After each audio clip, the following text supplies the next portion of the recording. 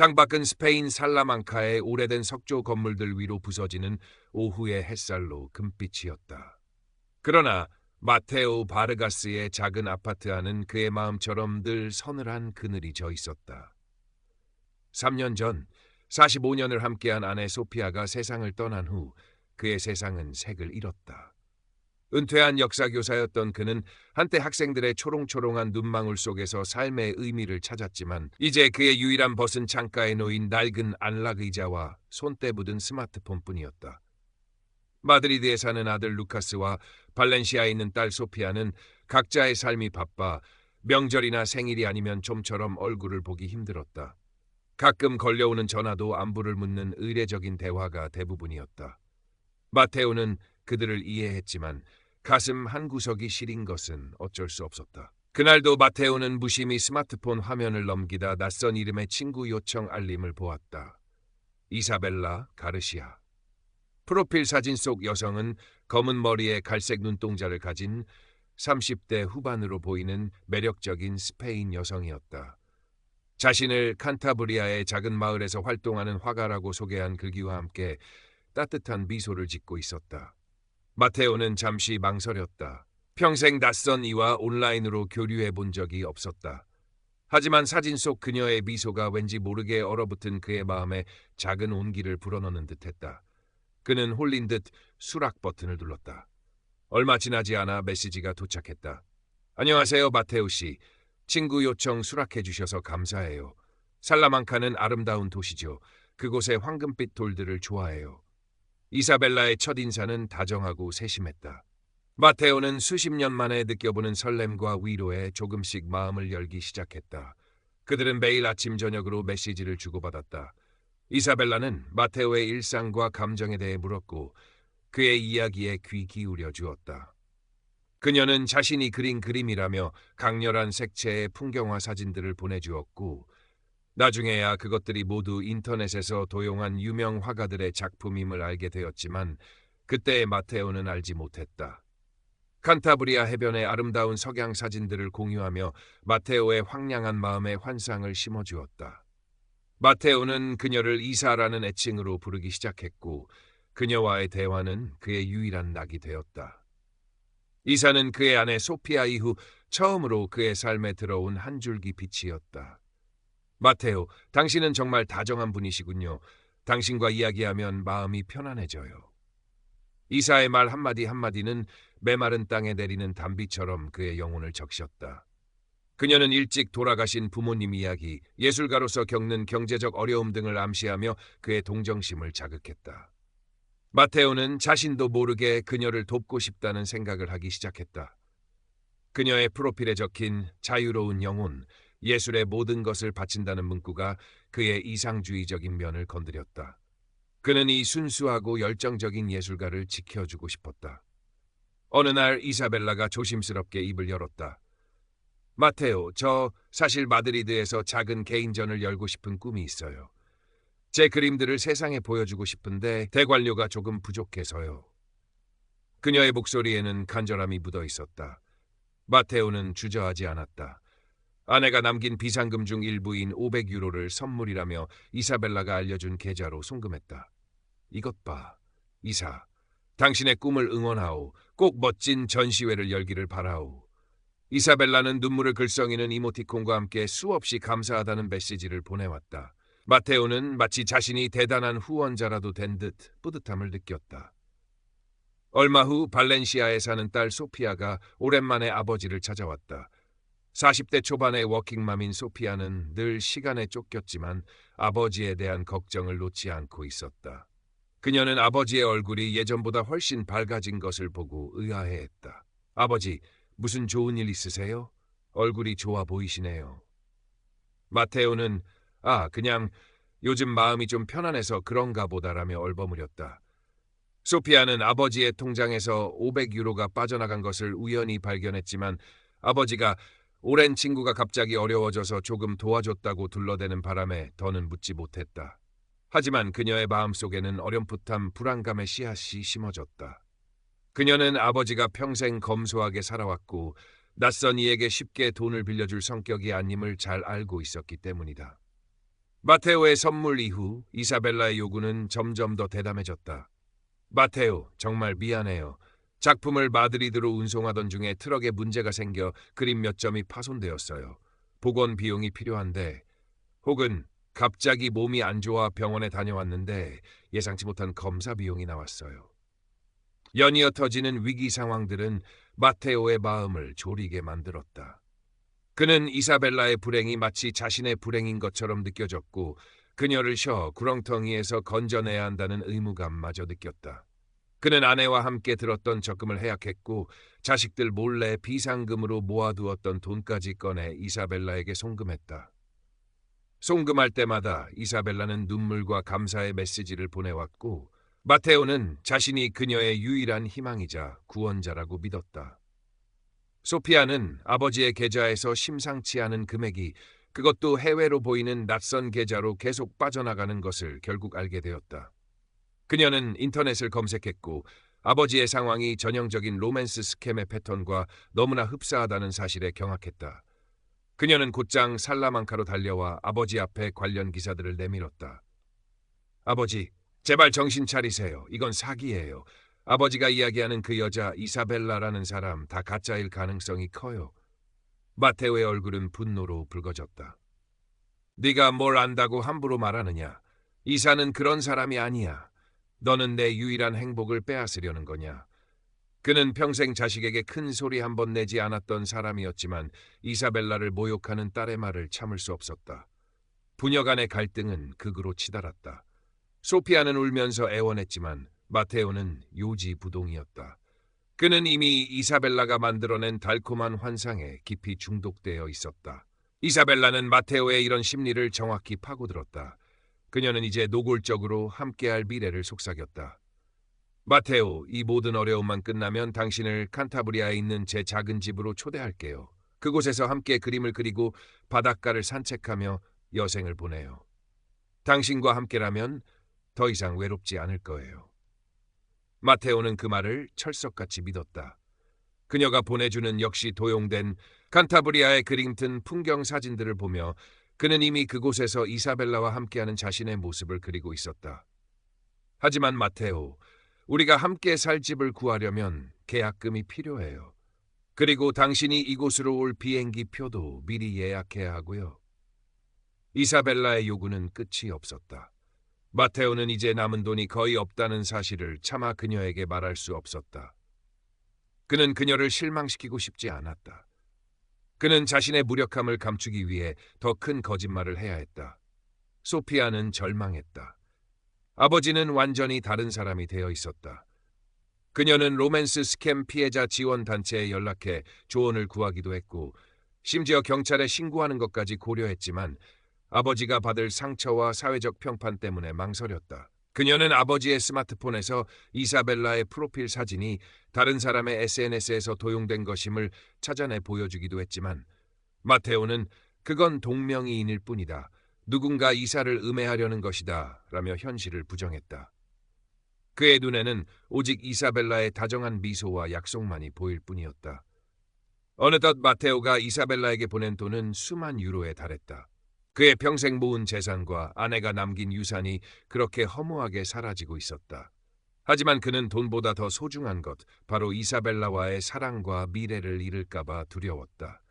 이사벨라는 마지막 카드를 꺼내들었다. 마테오, 내 사랑, 이제 정말 마지막 고비예요. 아주 큰 돈이 한 번만 더 필요해요. 이것만 해결되면 모든 빚을 청산하고 당신과 함께 영원히 행복하게 살 수 있어요. 스페인으로 오는 당신의 비행기 표도 바로 끊어놓을게요. 우리 곧 만날 수 있어요. 그녀의 목소리는 그 어느 때보다 달콤하고 간절했다. 마테오는 결심했다. 그에게 남은 마지막 재산, 바로 지금 살고 있는 이 작은 아파트였다. 그는 이 아파트를 담보로 대출을 받기로 마음먹었다. 이사벨라와 함께할 칸타브리아의 햇살 가득한 집을 생각하면 이 낡고 어두운 아파트는 아무것도 아니었다. 그는 딸 소피아에게는 이 사실을 철저히 비밀로 하고 떨리는 손으로 은행 대출 서류를 준비하기 시작했다. 그의 머릿속에는 오직 이사벨라의 웃는 얼굴과 그녀와의 행복한 미래만이 가득했다. 그는 이것이 자신의 마지막 기회이자 진정한 행복을 향한 유일한 길이라고 굳게 믿었다. 소피아는 며칠 전부터 아버지의 행동이 더욱 이상해졌음을 감지했다. 밤늦도록 스마트폰을 붙들고 있는 것은 물론 은행 서류 같은 것을 몰래 감추는 듯한 모습도 보였다. 불안감에 휩싸인 그녀는 아버지의 책상 서랍을 뒤졌고 거기서 주택담보대출 신청서를 발견하고는 경악을 금치 못했다. 서류에는 이미 아버지의 도장이 찍혀 있었다. 실행일은 바로 오늘이었다. 소피아는 심장이 멎는 듯했다. 아버지가 마지막 남은 집까지 사기꾼에게 넘기려 하고 있었다. 그녀는 즉시 살라망카의 해당 은행으로 미친 듯이 달려갔다.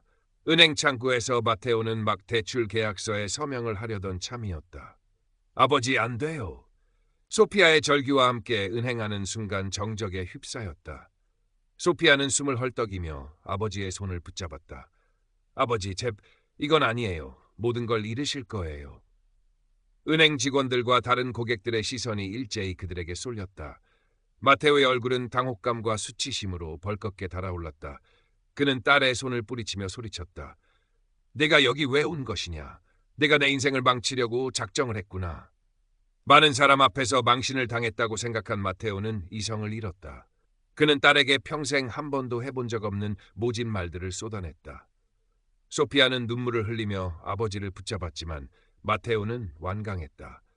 은행 직원이 조심스럽게 상황을 중재하려 했지만 이미 엉망이 된 후였다. 결국 대출은 중단되었지만 마테오와 소피아의 관계는 산산조각난 듯 보였다. 집으로 돌아온 마테오는 깊은 절망감에 휩싸였다. 이사벨라와의 약속, 칸타브리아에서의 행복한 미래, 모든 것이 물거품이 될 위기였다. 그는 딸이 원망스러웠지만 마음 한구석에서는 아주 작은 의심의 불씨가 피어오르기 시작했다. 정말 이 모든 것이 사기란 말인가? 이사가 나를 속였다는 말인가? 그는 이사벨라에게 마지막 확인을 하고 싶었다. 자신의 모든 것을 걸었던 그 사랑의 진실을. 떨리는 손으로 스마트폰을 들었다. 그는 이사벨라에게 메시지를 보냈다. 이사, 지금 당장 영상통화를 하고 싶소. 당신의 얼굴을 보고 직접 이야기를 나눠야겠소. 잠시 후 이사벨라에게서 답장이 왔다.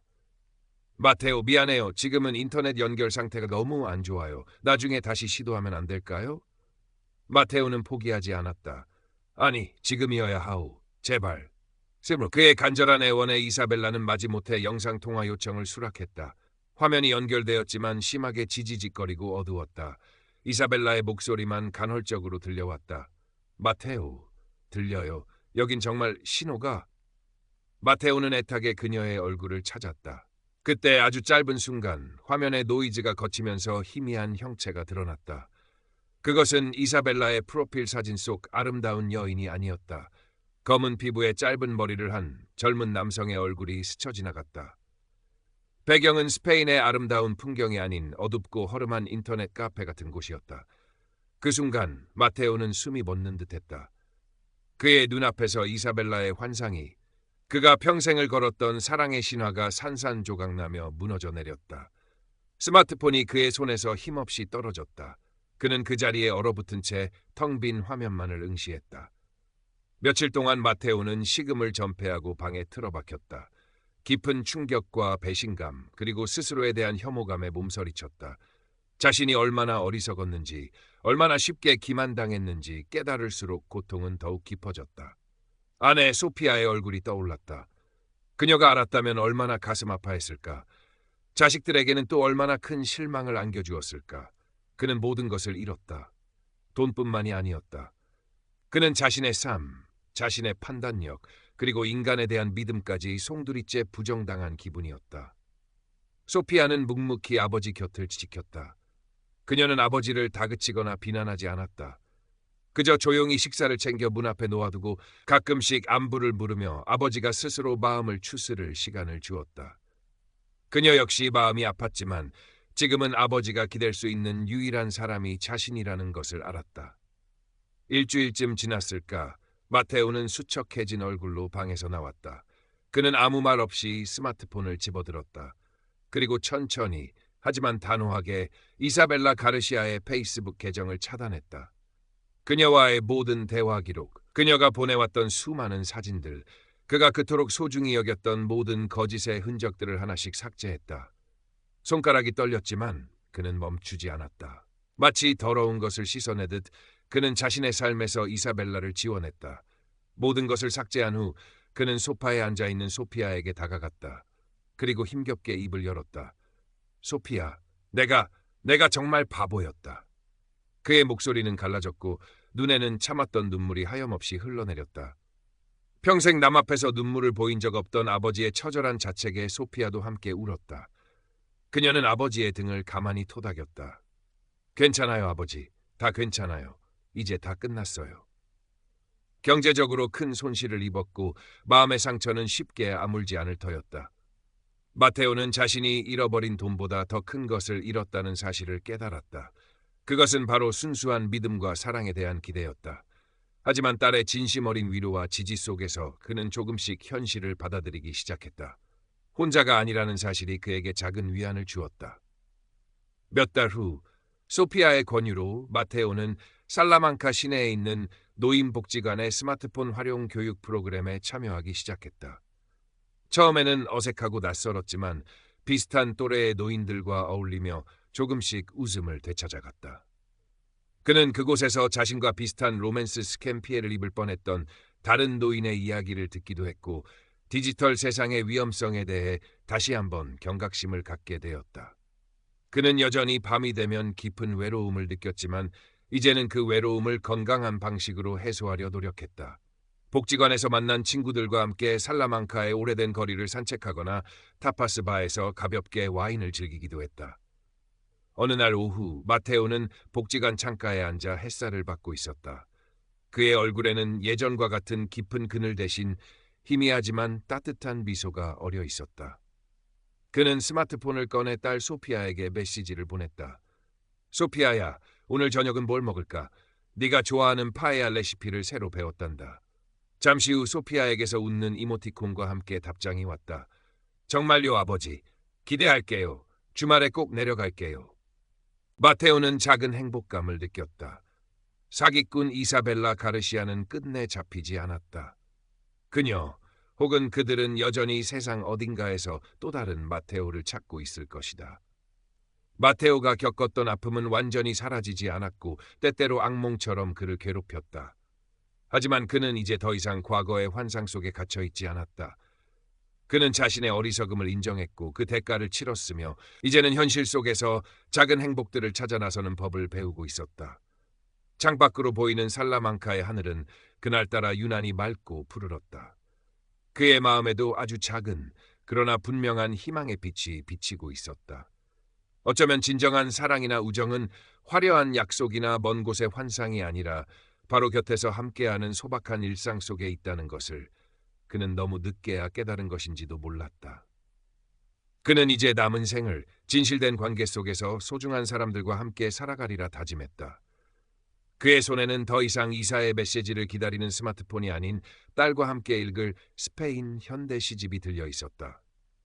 마테오의 삶은 천천히, 아주 천천히 제자리를 찾아가는 듯했다. 하지만 이사벨라라는 이름이 담긴 상흔은 생각보다 깊었다. 밤이 되면 불쑥불쑥 떠오르는 그녀의 다정한 목소리, 함께 꿈꾸었던 칸타브리아의 풍경들은 여전히 그의 마음을 어지럽혔다. 그는 자신이 그토록 쉽게 속아 넘어갔다는 사실에 대한 수치심과 분노를 완전히 떨쳐내지 못했다. 소피아는 아버지가 겉으로는 괜찮아 보여도 속으로는 여전히 힘들어하고 있음을 알았다. 그녀는 주말마다 발렌시아에서 살라망카로 와 아버지와 시간을 보내려 했었다. 함께 장을 보고 요리를 하고 플라사 마요르를 산책했다. 그녀는 아버지에게 새로운 취미를 권하기도 했다. 아버지, 예전에 그림 그리는 거 좋아하셨잖아요. 다시 시작해 보시는 건 어때요? 아니면 복지관에서 하는 도예 수업이라도.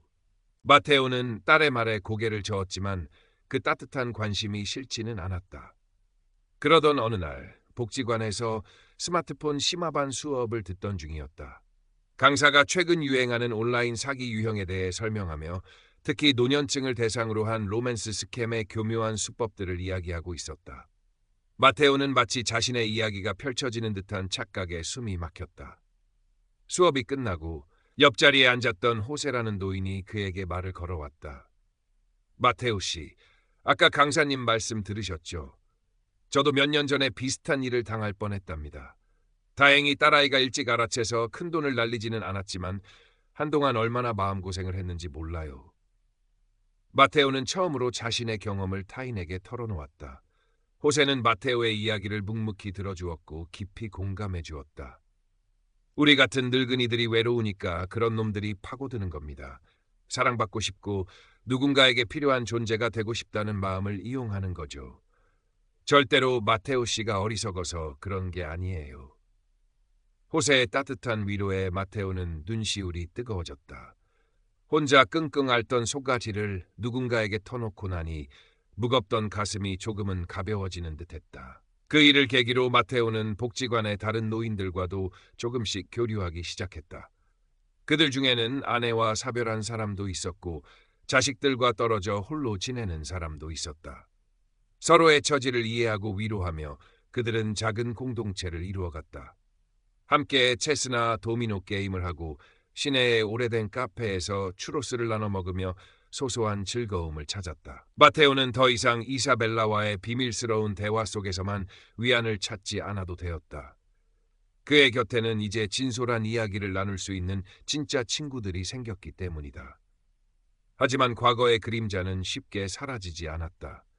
어느 날 저녁, 마테오는 텔레비전 뉴스에서 국제 로맨스 스캠 조직이 검거되었다는 소식을 접했다. 화면에는 젊은 남성들이 컴퓨터 앞에 앉아 여러 개의 SNS 계정을 동시에 관리하는 모습이 비쳤다. 그 순간 영상통화에서 스쳐 지나갔던 그 젊은 남성의 얼굴이 떠올랐다. 마테오는 심장이 차갑게 식는 것을 느꼈다. 이사벨라는 한 사람이 아니었을지도 모른다. 어쩌면 여러 명의 사기꾼들이 조직적으로 움직이며 자신과 같은 외로운 노인들을 농락했을지도 모른다는 생각에 치가 떨렸다. 그들이 자신을 고객으로 부르며 아침 저녁으로 정해진 대본에 따라 감정을 조종했을 것을 상상하니 참을 수 없는 모멸감이 밀려왔다. 소피아는 아버지의 그런 모습을 보며 안타까움을 금치 못했다. 그녀는 아버지가 이 트라우마를 극복할 수 있도록 전문적인 심리 상담을 받아보는 것이 좋겠다고 생각했다. 처음에는 완강히 거부하던 마테오도 딸의 간곡한 설득과 복지관 친구들의 조언에 마음을 열었다. 상담은 쉽지 않았다. 자신의 가장 부끄럽고 아픈 기억을 꺼내놓는 것은 고통스러운 과정이었다. 하지만 상담사는 마테오의 감정을 존중해 주었고 그가 왜 그토록 쉽게 사기에 빠졌는지 그리고 그 상처를 어떻게 치유해 나가야 하는지에 대해 차분히 설명해 주었다. 마테오는 상담을 통해 자신이 겪었던 감정들이 비단 자신만의 것이 아니며 많은 피해자들이 비슷한 심리적 과정을 겪는다는 것을 알게 되었다. 그는 점차 자신을 용서하는 법을 배우기 시작했다. 시간이 흘러 계절이 몇 번 바뀌었다. 마테오의 아파트 창가에는 이제 소피아가 선물한 작은 화분들이 놓여 있었다. 그는 매일 아침 화분에 물을 주며 하루를 시작했다. 복지관 활동도 꾸준히 참여했고 호세와는 막역한 친구가 되어 거의 매일 만났다. 그들은 함께 살라망카 대학의 무료 공개 강좌를 듣기도 하고 주말에는 근교의 작은 마을로 짧은 여행을 다녀오기도 했다. 어느덧 1년이라는 시간이 흘렀다. 마테오는 여전히 가끔 이사벨라를 떠올렸지만 이제는 그 기억이 예전처럼 그를 고통스럽게 짓누르지는 않았다. 그것은 아픈 흉터로 남았지만 동시에 값비싼 교훈이기도 했다. 그는 이제 낯선 사람의 달콤한 말 뒤에 숨겨진 의도를 경계할 줄 알게 되었고 자신의 감정을 솔직하게 표현하고 도움을 요청하는 것이 부끄러운 일이 아님을 깨달았다. 소피아는 아버지의 변화를 보며 진심으로 기뻐했다. 아버지는 예전의 온화하고 지적인 모습을 되찾았고 무엇보다 삶에 대한 의욕을 되찾은 듯 보였다. 그녀는 더 이상 아버지를 보호해야 할 약한 존재로만 보지 않았다. 아버지는 큰 시련을 겪었지만 그것을 이겨내고 다시 일어서고 있는 강한 사람이었다. 어느 화창한 봄날, 마테오는 소피아와 함께 살라망카 외곽의 작은 로마 유적지를 찾았다. 고대 로마인들이 남긴 다리 위를 걸으며 마테오는 딸에게 조용히 말했다. 소피아야, 그때 네가 아니었다면 아빠는 정말 모든 것을 잃었을 거다. 고맙다, 정말로. 소피아는 아버지의 손을 잡았다. 아니에요, 아버지. 아버지가 스스로 이겨내신 거예요. 전 그저 옆에 있었을 뿐이에요. 부녀는 한동안 말없이 서로의 온기를 느꼈다. 그때 마테오의 스마트폰에서 알림음이 울렸다. 새로운 친구 요청이었다. 프로필 사진은 아름다운 풍경 사진이었고 이름은 낯선 외국 이름이었다. 1년 전이었다면 그는 호기심에 혹은 외로움에 프로필을 눌러봤을지도 모른다. 하지만 지금의 마테오는 달랐다. 그는 미소를 지으며 알림을 무시하고 스마트폰을 주머니에 넣었다. 그리고 딸과 함께 눈앞에 펼쳐진 고대의 유적과 찬란한 봄의 풍경을 바라보았다. 그의 마음은 평화로웠다. 저녁이 되어 집으로 돌아온 마테오는 오랜만에 붓을 들었다. 그는 아내가 살아있을 때 함께 갔던 칸타브리아의 작은 해변 마을을 떠올리며 그림을 그리기 시작했다. 이사벨라가 보내왔던 가짜 사진 속 풍경이 아니었다. 그것은 아내와 함께 걸었던 진짜 추억 속의 풍경이었다. 그림을 그리는 동안 그의 입가에는 잔잔한 미소가 떠나지 않았다. 그는 더 이상 가짜 환상 속에서 행복을 찾지 않았다. 그의 행복은 이제 그의 기억 속에 그리고 그를 사랑하는 사람들 곁에 있었다. 며칠 후 복지관 게시판에 마테오가 그린 칸타브리아 풍경화가 걸렸다. 그림 옆에는 작은 글귀가 적혀 있었다. 진실된 아름다움은 가장 가까운 곳에 있습니다. 그의 그림을 본 많은 노인들이 고개를 끄덕였다.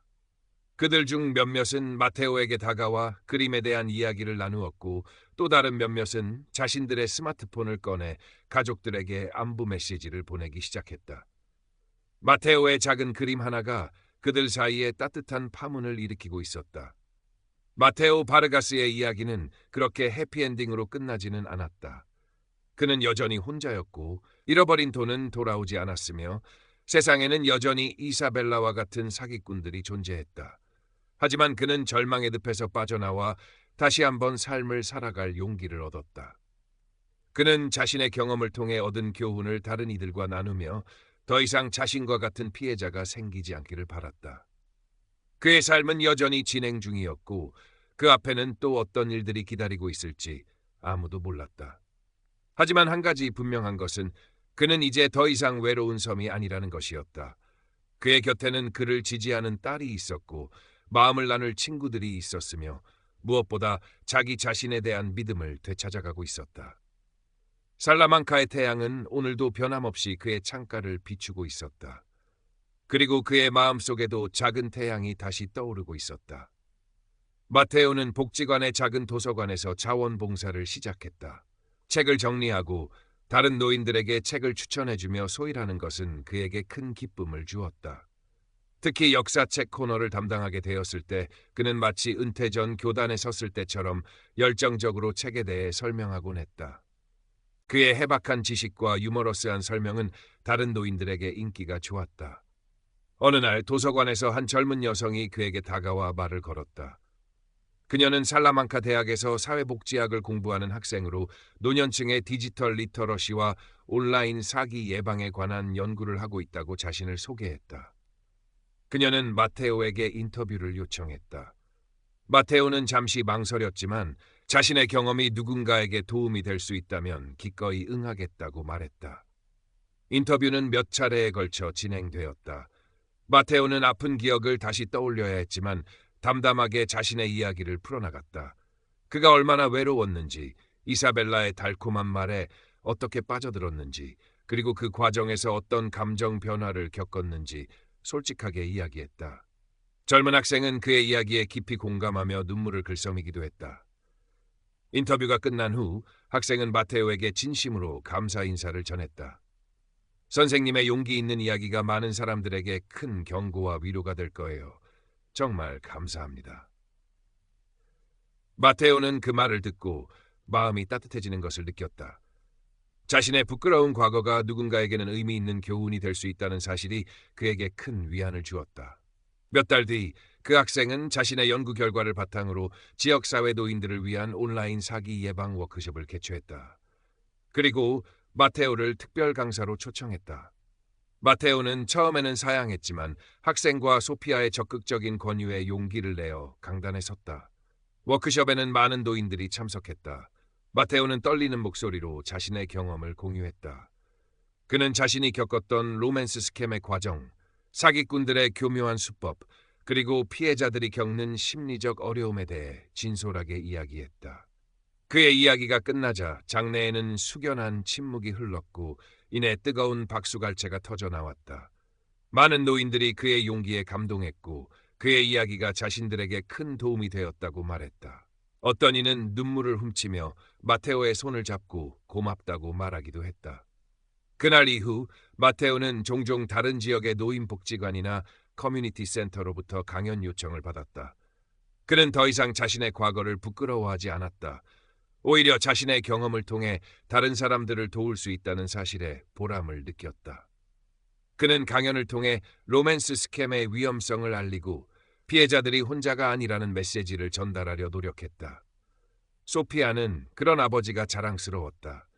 아버지는 과거의 아픔을 딛고 일어나 다른 사람들에게 희망과 용기를 주는 존재가 되어 있었다.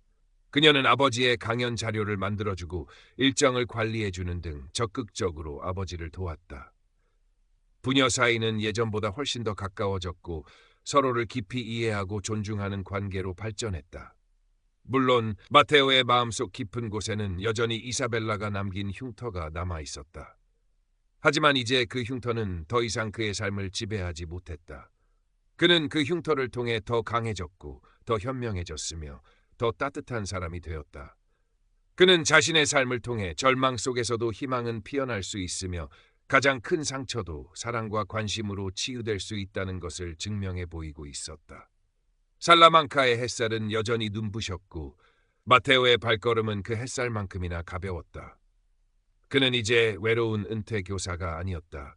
그는 누군가에게 용기를 주는 강연가였고 따뜻한 마음을 가진 자원봉사자였으며 사랑하는 딸의 든든한 아버지이자 좋은 친구들의 벗이었다. 그의 이야기는 아직 끝나지 않았다. 그의 삶은 새로운 장을 향해 나아가고 있었고 그 장은 분명 이전보다 훨씬 더 의미 있고 풍요로울 것이었다. 그는 가끔 하늘을 보며 먼저 떠난 아내 소피아를 떠올렸다. 그리고 마음속으로 속삭였다. 여보, 나 잘하고 있지? 당신이 자랑스러워할 수 있도록 나는 계속 앞으로 나아갈 거야. 그의 얼굴에는 잔잔한 미소가 떠올랐다. 그것은 모든 것을 이겨낸 자만이 가질 수 있는 깊고 평화로운 미소였다. 마테오의 강연은 입소문을 타고 스페인 전역의 노인 관련 단체들 사이에서 화제가 되었다. 그의 진솔한 경험담과 따뜻한 메시지는 많은 이들에게 깊은 울림을 주었고 로맨스 스캠 예방에 대한 사회적 경각심을 높이는 데 크게 기여했다. 그는 더 이상 자신의 작은 아파트에 갇혀 외로움을 곱씹는 존재가 아니었다. 그는 세상 밖으로 나와 자신의 목소리를 내고 있었고 그 목소리는 수많은 사람들에게 가닿고 있었다. 어느 날 마드리드에서 열린 대규모 노년층 복지 컨퍼런스에 마테오가 주요 연사 중 한 명으로 초청되었다.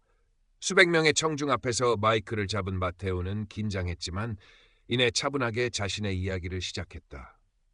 그는 자신이 겪었던 일들을 미화하거나 과장하지 않고 있는 그대로 담담하게 전달했다. 그의 이야기가 진행될수록 장내는 숙연해졌고 몇몇 청중들은 눈물을 훔치기도 했다. 강연이 끝나고 질의응답 시간이 되자 한 젊은 기자가 손을 들고 질문했다.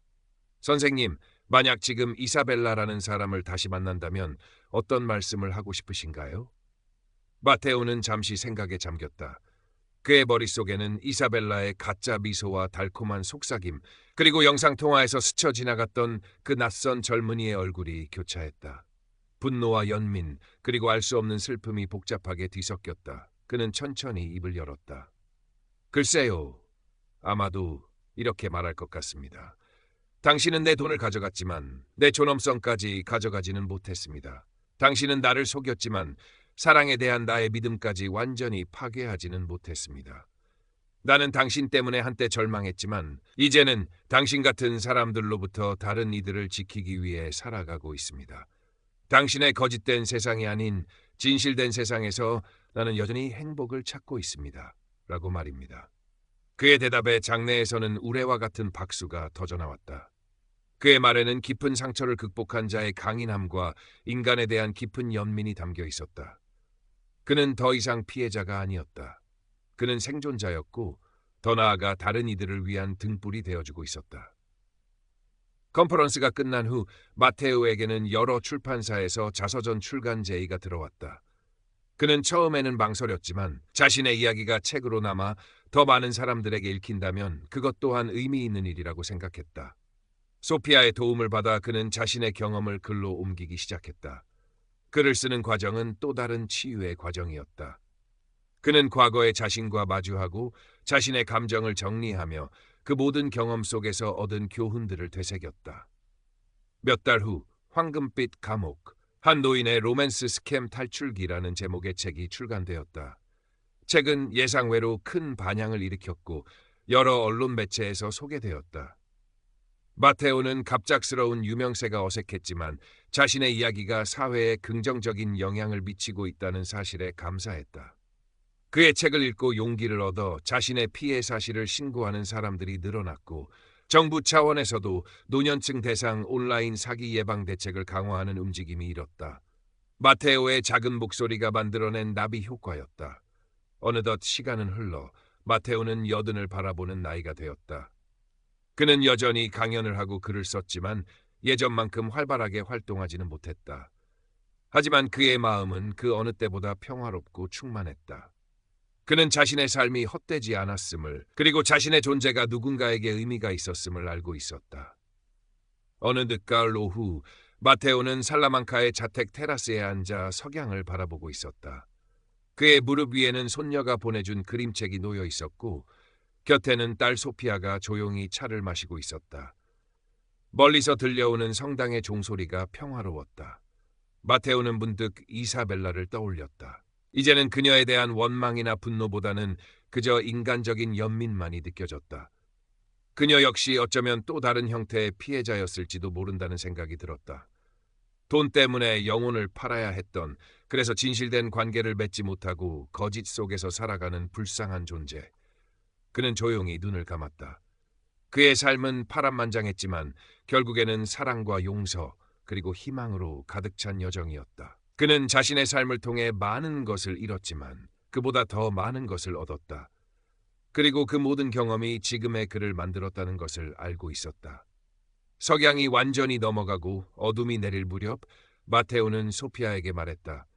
소피아야, 오늘 저녁은 내가 좋아하는 해물 빠에야를 만들어줄까? 소피아는 환하게 웃으며 아버지의 어깨에 기댔다. 그들의 소박하지만 따뜻한 저녁 식탁이 그려지는 듯했다. 마테오 바르가스의 이야기는 그렇게 평범하지만 깊은 울림을 주는 일상 속에서 계속되고 있었다. 그의 삶 자체가 한편의 감동적인 드라마였다. 그날도 마테오는 무심히 스마트폰 화면을 넘기다 낯선 이름의 친구 요청 알림을 보았다. 이사벨라 가르시아.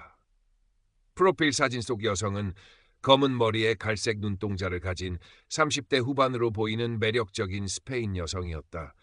자신을 칸타브리아의 작은 마을에서 활동하는 화가라고 소개한 글귀와 함께 따뜻한 미소를 짓고 있었다. 마테오는 잠시 망설였다. 평생 낯선 이와 온라인으로 교류해 본 적이 없었다. 하지만 사진 속 그녀의 미소가 왠지 모르게 얼어붙은 그의 마음에 작은 온기를 불어넣은 듯했다. 그는 홀린 듯 수락 버튼을 눌렀다. 얼마 지나지 않아 메시지가 도착했다. 안녕하세요, 마테오 씨. 친구 요청 수락해 주셔서 감사해요. 살라망카는 아름다운 도시죠. 그곳의 황금빛 돌들을 좋아해요. 이사벨라의 첫인사는 다정하고 세심했다. 마테오는 수십 년 만에 느껴보는 설렘과 위로에 조금씩 마음을 열기 시작했다. 그들은 매일 아침 저녁으로 메시지를 주고받았다. 이사벨라는 마테오의 일상과 감정에 대해 물었고 그의 이야기에 귀 기울여 주었다. 그녀는 자신이 그린 그림이라며 강렬한 색채의 풍경화 사진들을 보내주었고 나중에야 그것들이 모두 인터넷에서 도용한 유명 화가들의 작품임을 알게 되었지만 그때의 마테오는 알지 못했다. 칸타브리아 해변의 아름다운 석양 사진들을 공유하며 마테오의 황량한 마음에 환상을 심어주었다. 마테오는 그녀를 이사라는 애칭으로 부르기 시작했고 그녀와의 대화는 그의 유일한 낙이 되었다. 이사는 그의 아내 소피아 이후 처음으로 그의 삶에 들어온 한 줄기 빛이었다. 마테오, 당신은 정말 다정한 분이시군요. 당신과 이야기하면 마음이 편안해져요. 이사의 말 한마디 한마디는 메마른 땅에 내리는 단비처럼 그의 영혼을 적셨다. 그녀는 일찍 돌아가신 부모님 이야기, 예술가로서 겪는 경제적 어려움 등을 암시하며 그의 동정심을 자극했다. 마테오는 자신도 모르게 그녀를 돕고 싶다는 생각을 하기 시작했다. 그녀의 프로필에 적힌 자유로운 영혼, 예술의 모든 것을 바친다는 문구가 그의 이상주의적인 면을 건드렸다. 그는 이 순수하고 열정적인 예술가를 지켜주고 싶었다. 어느 날 이사벨라가 조심스럽게 입을 열었다. 마테오, 사실 마드리드에서 작은 개인전을 열고 싶은 꿈이 있어요. 제 그림들을 세상에 보여주고 싶은데 대관료가 조금 부족해서요. 그녀의 목소리에는 간절함이 묻어 있었다. 마테오는 주저하지 않았다. 아내가 남긴 비상금 중 일부인 500유로를 선물이라며 이사벨라가 알려준 계좌로 송금했다. 이것 봐, 이사. 당신의 꿈을 응원하오. 꼭 멋진 전시회를 열기를 바라오. 이사벨라는 눈물을 글썽이는 이모티콘과 함께 수없이 감사하다는 메시지를 보내왔다. 마테오는 마치 자신이 대단한 후원자라도 된 듯 뿌듯함을 느꼈다. 얼마 후 발렌시아에 사는 딸 소피아가 오랜만에 아버지를 찾아왔다. 40대 초반의 워킹맘인 소피아는 늘 시간에 쫓겼지만 아버지에 대한 걱정을 놓지 않고 있었다. 그녀는 아버지의 얼굴이 예전보다 훨씬 밝아진 것을 보고 의아해했다. 아버지, 무슨 좋은 일 있으세요? 얼굴이 좋아 보이시네요. 마테오는 그냥 요즘 마음이 좀 편안해서 그런가 보다라며 얼버무렸다. 소피아는 아버지의 통장에서 500유로가 빠져나간 것을 우연히 발견했지만 아버지가 오랜 친구가 갑자기 어려워져서 조금 도와줬다고 둘러대는 바람에 더는 묻지 못했다. 하지만 그녀의 마음속에는 어렴풋한 불안감의 씨앗이 심어졌다. 그녀는 아버지가 평생 검소하게 살아왔고 낯선 이에게 쉽게 돈을 빌려줄 성격이 아님을 잘 알고 있었기 때문이다. 마테오의 선물 이후 이사벨라의 요구는 점점 더 대담해졌다. 마테오, 정말 미안해요. 작품을 마드리드로 운송하던 중에 트럭에 문제가 생겨 그림 몇 점이 파손되었어요. 복원 비용이 필요한데, 혹은 갑자기 몸이 안 좋아 병원에 다녀왔는데 예상치 못한 검사 비용이 나왔어요. 연이어 터지는 위기 상황들은 마테오의 마음을 졸이게 만들었다. 그는 이사벨라의 불행이 마치 자신의 불행인 것처럼 느껴졌고 그녀를 셔 구렁텅이에서 건져내야 한다는 의무감마저 느꼈다. 그는 아내와 함께 들었던 적금을 해약했고 자식들 몰래 비상금으로 모아두었던 돈까지 꺼내 이사벨라에게 송금했다. 송금할 때마다 이사벨라는 눈물과 감사의 메시지를 보내왔고 마테오는 자신이 그녀의 유일한 희망이자 구원자라고 믿었다. 소피아는 아버지의 계좌에서 심상치 않은 금액이, 그것도 해외로 보이는 낯선 계좌로 계속 빠져나가는 것을 결국 알게 되었다. 그녀는 인터넷을 검색했고 아버지의 상황이 전형적인 로맨스 스캠의 패턴과 너무나 흡사하다는 사실에 경악했다. 그녀는 곧장 살라망카로 달려와 아버지 앞에 관련 기사들을 내밀었다. 아버지, 제발 정신 차리세요. 이건 사기예요. 아버지가 이야기하는 그 여자, 이사벨라라는 사람, 다 가짜일 가능성이 커요. 마테오의 얼굴은 분노로 붉어졌다. 네가 뭘 안다고 함부로 말하느냐. 이사는 그런 사람이 아니야. 너는 내 유일한 행복을 빼앗으려는 거냐. 그는 평생 자식에게 큰 소리 한 번 내지 않았던 사람이었지만 이사벨라를 모욕하는 딸의 말을 참을 수 없었다. 부녀 간의 갈등은 극으로 치달았다. 소피아는 울면서 애원했지만 마테오는 요지부동이었다. 그는 이미 이사벨라가 만들어낸 달콤한 환상에 깊이 중독되어 있었다. 이사벨라는 마테오의 이런 심리를 정확히 파고들었다. 그녀는 이제 노골적으로 함께할 미래를 속삭였다. 마테오, 이 모든 어려움만 끝나면 당신을 칸타브리아에 있는 제 작은 집으로 초대할게요. 그곳에서 함께 그림을 그리고 바닷가를 산책하며 여생을 보내요. 당신과 함께라면 더 이상 외롭지 않을 거예요. 마테오는 그 말을 철석같이 믿었다. 그녀가 보내주는 역시 도용된 칸타브리아의 그림 같은 풍경 사진들을 보며 그는 이미 그곳에서 이사벨라와 함께하는 자신의 모습을 그리고 있었다. 하지만 마테오, 우리가 함께 살 집을 구하려면 계약금이 필요해요. 그리고 당신이 이곳으로 올 비행기 표도 미리 예약해야 하고요. 이사벨라의 요구는 끝이 없었다. 마테오는 이제 남은 돈이 거의 없다는 사실을 차마 그녀에게 말할 수 없었다. 그는 그녀를 실망시키고 싶지 않았다. 그는 자신의 무력함을 감추기 위해 더 큰 거짓말을 해야 했다. 소피아는 절망했다. 아버지는 완전히 다른 사람이 되어 있었다. 그녀는 로맨스 스캠 피해자 지원 단체에 연락해 조언을 구하기도 했고 심지어 경찰에 신고하는 것까지 고려했지만 아버지가 받을 상처와 사회적 평판 때문에 망설였다. 그녀는 아버지의 스마트폰에서 이사벨라의 프로필 사진이 다른 사람의 SNS에서 도용된 것임을 찾아내 보여주기도 했지만 마테오는 그건 동명이인일 뿐이다. 누군가 이사를 음해하려는 것이다 라며 현실을 부정했다. 그의 눈에는 오직 이사벨라의 다정한 미소와 약속만이 보일 뿐이었다. 어느덧 마테오가 이사벨라에게 보낸 돈은 수만 유로에 달했다. 그의 평생 모은 재산과 아내가 남긴 유산이 그렇게 허무하게 사라지고 있었다. 하지만 그는 돈보다 소중한 것, 바로 이사벨라와의 사랑과 미래를 잃을까봐 두려웠다. 이사벨라는 마지막 카드를 꺼내들었다. 마테오, 내 사랑. 이제 정말 마지막 고비예요. 아주 큰 돈이 한 번만 더 필요해요. 이것만 해결되면 모든 빚을 청산하고 당신과 함께 영원히 행복하게 살 수 있어요. 스페인으로 오는 당신의 비행기 표도 바로 끊어놓을게요. 우리 곧 만날 수 있어요. 그녀의 목소리는 그 어느 때보다 달콤하고 간절했다. 마테오는 결심했다. 그에게 남은 마지막 재산, 바로 지금 살고 있는 이 작은 아파트였다. 그는 이 아파트를 담보로 대출을 받기로 마음먹었다. 이사벨라와 함께할 칸타브리아의 햇살 가득한 집을 생각하면 이 낡고 어두운 아파트는 아무것도 아니었다. 그는 딸 소피아에게는 이 사실을 철저히 비밀로 하고 떨리는 손으로 은행 대출 서류를 준비하기 시작했다. 그의 머릿속에는 오직 이사벨라의 웃는 얼굴과 그녀와의 행복한 미래만이 가득했다. 그는 이것이 자신의 마지막 기회이자 진정한 행복을 향한 유일한 길이라고 굳게 믿었다. 소피아는 며칠 전부터 아버지의 행동이 더욱 이상해졌음을 감지했다. 밤늦도록 스마트폰을 붙들고 있는 것은 물론 은행 서류 같은 것을 몰래 감추는 듯한 모습도 보였다.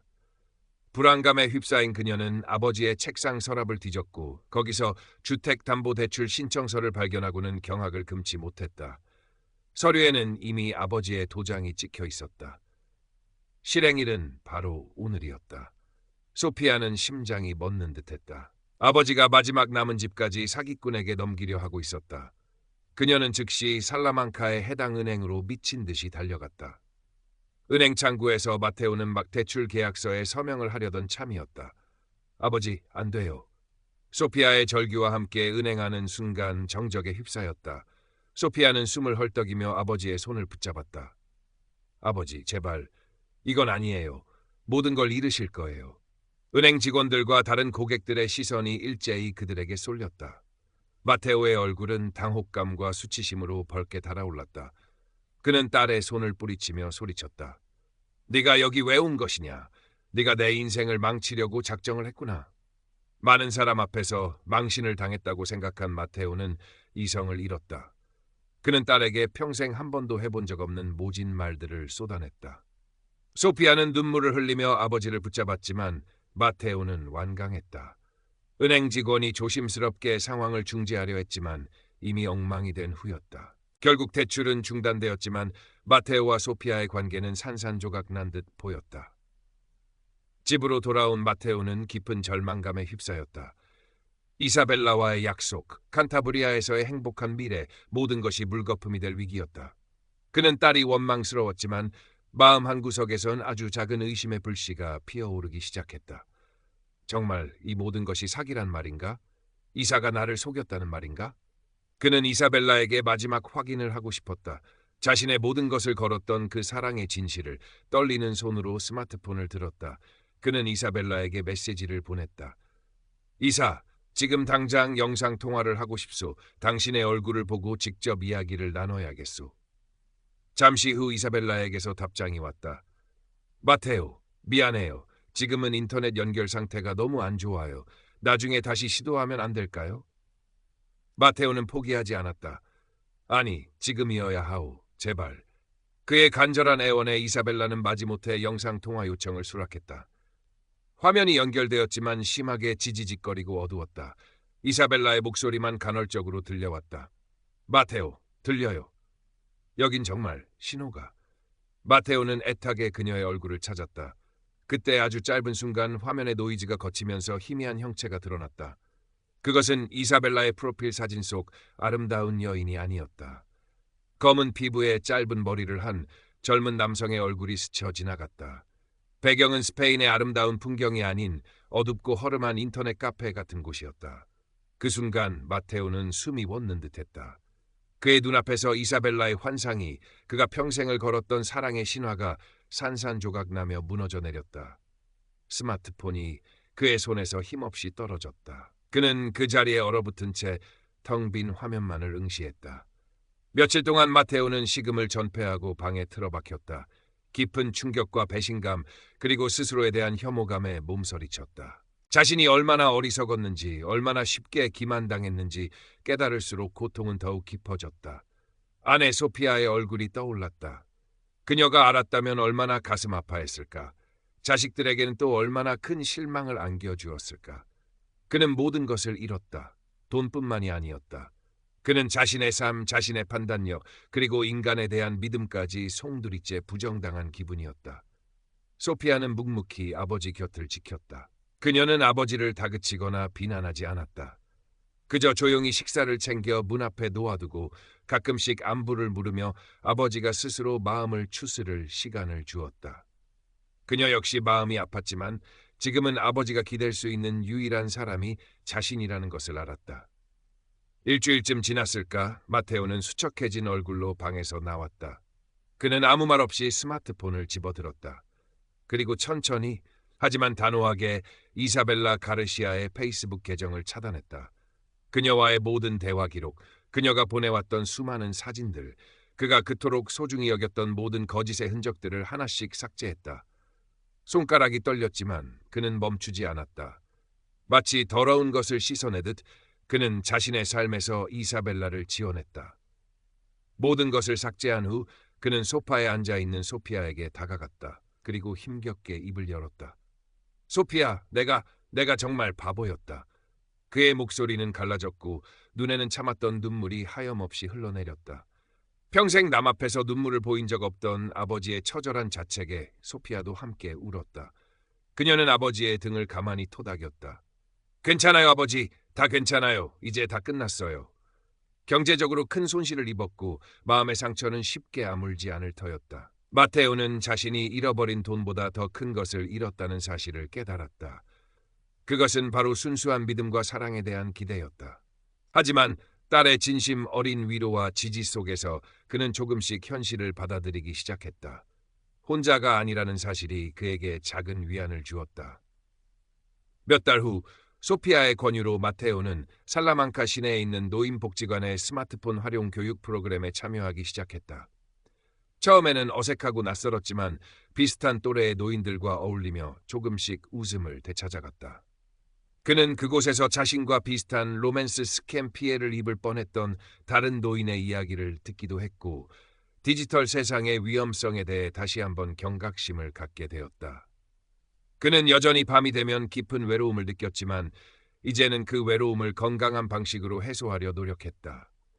복지관에서 만난 친구들과 함께 살라망카의 오래된 거리를 산책하거나 타파스바에서 가볍게 와인을 즐기기도 했다. 어느 날 오후 마테오는 복지관 창가에 앉아 햇살을 받고 있었다. 그의 얼굴에는 예전과 같은 깊은 그늘 대신 희미하지만 따뜻한 미소가 어려 있었다. 그는 스마트폰을 꺼내 딸 소피아에게 메시지를 보냈다. 소피아야, 오늘 저녁은 뭘 먹을까? 네가 좋아하는 파에야 레시피를 새로 배웠단다. 잠시 후 소피아에게서 웃는 이모티콘과 함께 답장이 왔다. 정말요, 아버지? 기대할게요. 주말에 꼭 내려갈게요. 마테오는 작은 행복감을 느꼈다. 사기꾼 이사벨라 가르시아는 끝내 잡히지 않았다. 그녀 혹은 그들은 여전히 세상 어딘가에서 또 다른 마테오를 찾고 있을 것이다. 마테오가 겪었던 아픔은 완전히 사라지지 않았고 때때로 악몽처럼 그를 괴롭혔다. 하지만 그는 이제 더 이상 과거의 환상 속에 갇혀 있지 않았다. 그는 자신의 어리석음을 인정했고 그 대가를 치렀으며 이제는 현실 속에서 작은 행복들을 찾아 나서는 법을 배우고 있었다.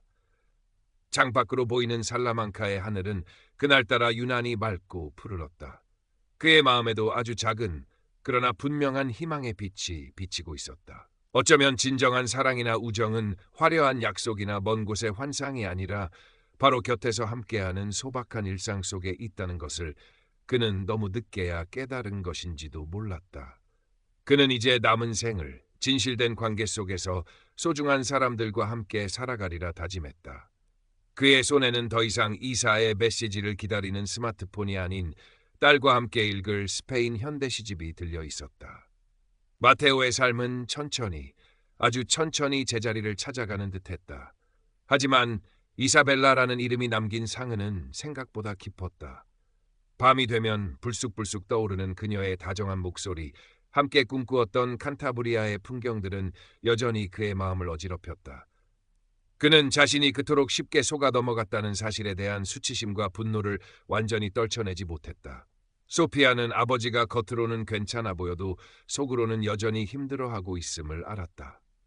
그녀는 주말마다 발렌시아에서 살라망카로 와 아버지와 시간을 보내려 애썼다.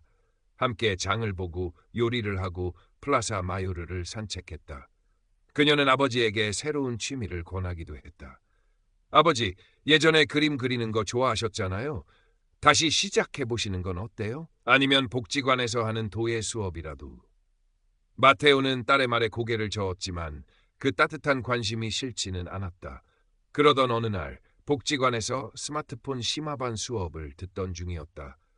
강사가 최근 유행하는 온라인 사기 유형에 대해 설명하며 특히 노년층을 대상으로 한 로맨스 스캠의 교묘한 수법들을 이야기하고 있었다. 마테오는 마치 자신의 이야기가 펼쳐지는 듯한 착각에 숨이 막혔다. 수업이 끝나고 옆자리에 앉았던 호세라는 노인이 그에게 말을 걸어왔다. 마테오 씨, 아까 강사님 말씀 들으셨죠? 저도 몇 년 전에 비슷한 일을 당할 뻔했답니다. 다행히 딸아이가 일찍 알아채서 큰 돈을 날리지는 않았지만 한동안 얼마나 마음고생을 했는지 몰라요. 마테오는 처음으로 자신의 경험을 타인에게 털어놓았다. 호세는 마테오의 이야기를 묵묵히 들어주었고 깊이 공감해 주었다. 우리 같은 늙은이들이 외로우니까 그런 놈들이 파고드는 겁니다. 사랑받고 싶고 누군가에게 필요한 존재가 되고 싶다는 마음을 이용하는 거죠. 절대로 마테오 씨가 어리석어서 그런 게 아니에요. 호세의 따뜻한 위로에 마테오는 눈시울이 뜨거워졌다. 혼자 끙끙 앓던 속안이를 누군가에게 터놓고 나니 무겁던 가슴이 조금은 가벼워지는 듯했다. 그 일을 계기로 마테오는 복지관의 다른 노인들과도 조금씩 교류하기 시작했다. 그들 중에는 아내와 사별한 사람도 있었고 자식들과 떨어져 홀로 지내는 사람도 있었다. 서로의 처지를 이해하고 위로하며 그들은 작은 공동체를 이루어갔다. 함께 체스나 도미노 게임을 하고 시내의 오래된 카페에서 추로스를 나눠 먹으며 소소한 즐거움을 찾았다. 마테오는 더 이상 이사벨라와의 비밀스러운 대화 속에서만 위안을 찾지 않아도 되었다. 그의 곁에는 이제 진솔한 이야기를 나눌 수 있는 진짜 친구들이 생겼기 때문이다. 하지만 과거의 그림자는 쉽게 사라지지 않았다. 어느 날 저녁, 마테오는 텔레비전 뉴스에서 국제 로맨스 스캠 조직이 검거되었다는 소식을 접했다. 화면에는 젊은 남성들이 컴퓨터 앞에 앉아 여러 개의 SNS 계정을 동시에 관리하는 모습이 비쳤다. 그 순간 영상통화에서 스쳐 지나갔던 그 젊은 남성의 얼굴이 떠올랐다. 마테오는 심장이 차갑게 식는 것을 느꼈다. 이사벨라는 한 사람이 아니었을지도 모른다. 어쩌면 여러 명의 사기꾼들이 조직적으로 움직이며 자신과 같은 외로운 노인들을 농락했을지도 모른다는 생각에 치가 떨렸다. 그들이 자신을 고객으로 부르며 아침 저녁으로 정해진 대본에 따라 감정을 조종했을 것을 상상하니 참을 수 없는 모멸감이 밀려왔다. 소피아는 아버지의 그런 모습을 보며 안타까움을 금치 못했다. 그녀는 아버지가 이 트라우마를 극복할 수 있도록 전문적인 심리 상담을 받아보는 것이 좋겠다고 생각했다. 처음에는 완강히 거부하던 마테오도 딸의 간곡한 설득과 복지관 친구들의 조언에 마음을 열었다. 상담은 쉽지 않았다. 자신의 가장 부끄럽고 아픈 기억을 꺼내놓는 것은 고통스러운 과정이었다. 하지만 상담사는 마테오의 감정을 존중해 주었고 그가 왜 그토록 쉽게 사기에 빠졌는지 그리고 그 상처를 어떻게 치유해 나가야 하는지에 대해 차분히 설명해 주었다. 마테오는 상담을 통해 자신이 겪었던 감정들이 비단 자신만의 것이 아니며 많은 피해자들이 비슷한 심리적 과정을 겪는다는 것을 알게 되었다. 그는 점차 자신을 용서하는 법을 배우기 시작했다. 시간이 흘러 계절이 몇 번 바뀌었다. 마테오의 아파트 창가에는 이제 소피아가 선물한 작은 화분들이 놓여 있었다. 그는 매일 아침 화분에 물을 주며 하루를 시작했다. 복지관 활동도 꾸준히 참여했고 호세와는 막역한 친구가 되어 거의 매일 만났다. 그들은 함께 살라망카 대학의 무료 공개 강좌를 듣기도 하고 주말에는 근교의 작은 마을로 짧은 여행을 다녀오기도 했다.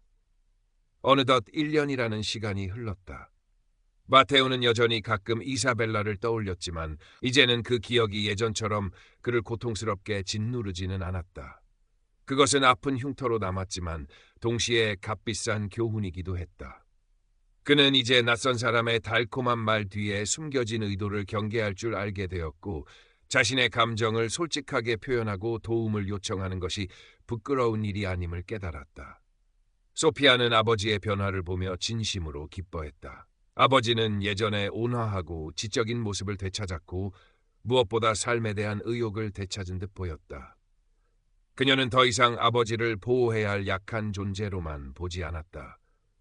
아버지는 큰 시련을 겪었지만 그것을 이겨내고 다시 일어서고 있는 강한 사람이었다. 어느 화창한 봄날 마테오는 소피아와 함께 살라망카 외곽의 작은 로마 유적지를 찾았다. 고대 로마인들이 남긴 다리 위를 걸으며 마테오는 딸에게 조용히 말했다.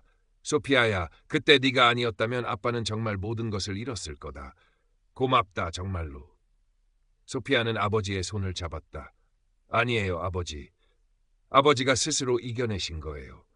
전 그저 옆에 있었을 뿐이에요. 부녀는 한동안 말없이 서로의 온기를 느꼈다. 그때 마테오의 스마트폰에서 알림음이 울렸다. 새로운 친구 요청이었다.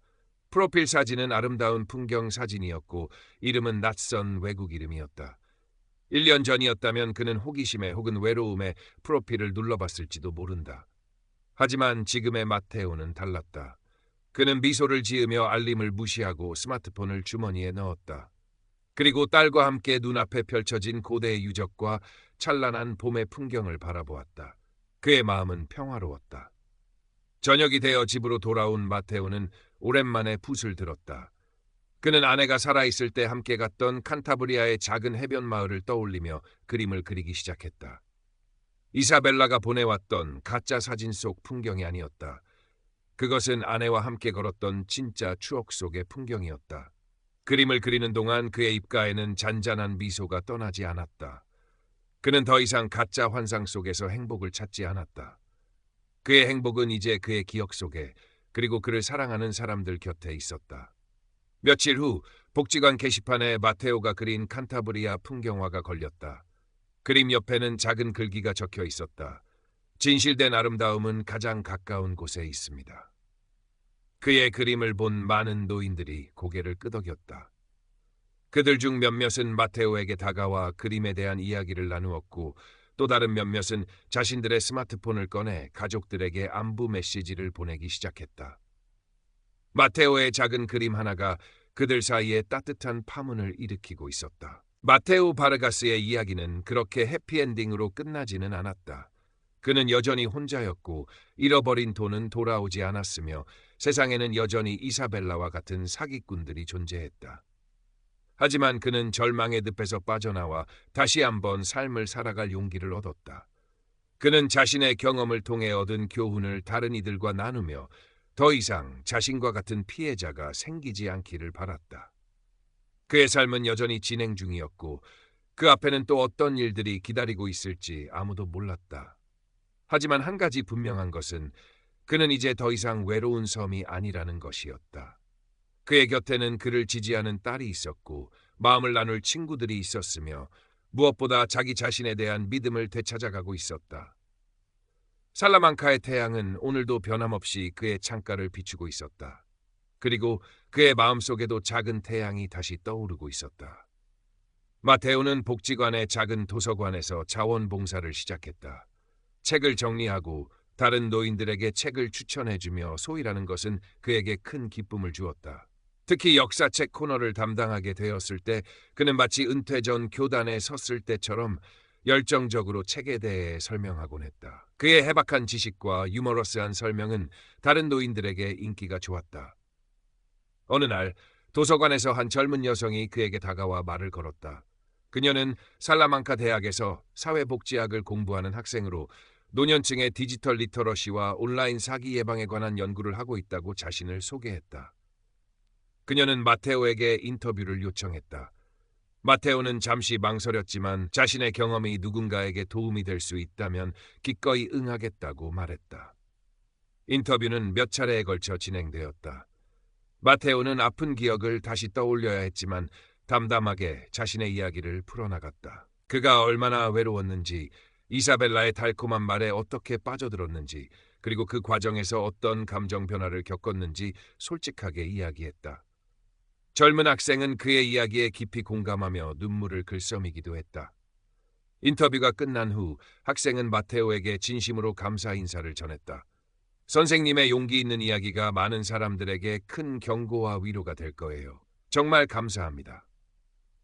마테오는 그 말을 듣고 마음이 따뜻해지는 것을 느꼈다.